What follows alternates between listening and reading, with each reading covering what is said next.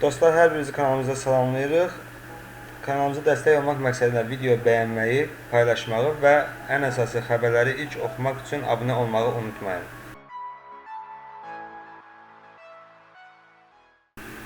Bakının Səbail rayonunda 32 yaşlı kişi özünə qəsd edib. Bu barədə Sputnik Azərbaycanda Səbail rayon prokurorluğundan məlumat verdi.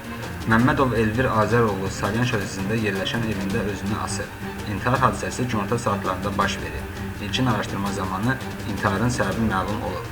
Məmmədovun böyük məbləğdə borcu var imiş. Bu səbəbdən 2 uşaq atası olan Məmmədov yarım il əvvəl həyat yoldaşından boşandı. Hüquq mühafizə orqanlarının əməkdaşları hadisə yerində Məmmədovun intihardan əvvəl yazdığı və həyatdan getmək qərarının səbəbini açıqladığı məktubu tapıblar. Mən xoşbəxtəm, çünki bundan sonra heç kəs məndən pul istəməyəcək, deyə yazıb. Məlumata görə Məmmədov özünə qəsdi boşandıqdan sonra yaşadığı bir tanışın evində gərsəkləşdirib. Faktla bağlı araşdırma aparılır.